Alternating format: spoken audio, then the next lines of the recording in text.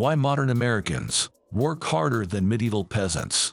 Medieval peasants didn't have it easy. They had to worry about famine, plague, and war. But they had one big advantage: way more free time.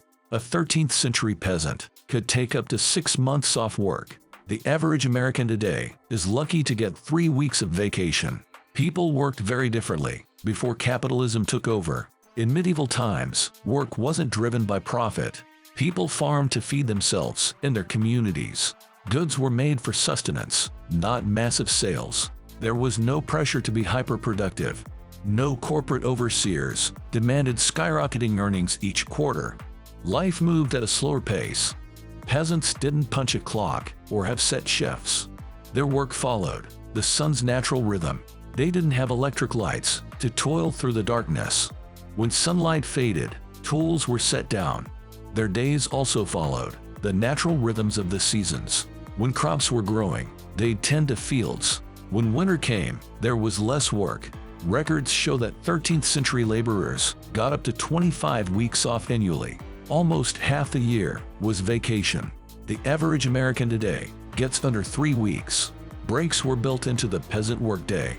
They stopped for breakfast, lunch, a cushy afternoon nap, and dinner. The medieval workday maxed out at 8 hours. The Catholic Church also enforced mandatory holidays. The calendar overflowed with holy days. These religious festivals meant that no work was permitted. Christmas, Easter, Saints' days, the list went on. Upwards of 50 to 60 days per year were decreed holidays. Priests kept a sharp eye on the peasantry. The church feared overworked, impoverished folk might rebel. A fed-rested worker was a complacent one. Revelries like carnival became massive release parties. Peasants could turn upheaval into harmless merrymaking. Now let's fast forward to today's America. The US is the only rich nation without a mandated paid vacation.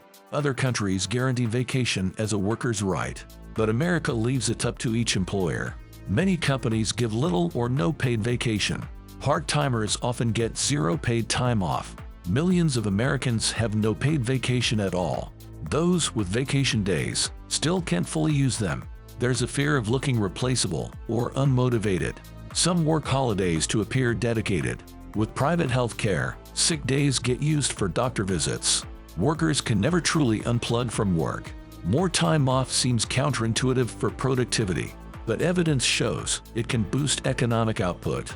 The Greeks have the longest work week in the EU.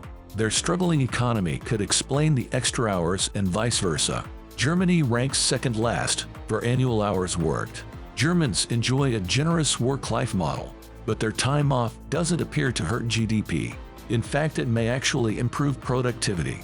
Well-rested workers operate more efficiently. They have higher morale and creativity. Burnout and disengagement are reduced. Vacations create spending that drives economies. So is overwork a false path to growth?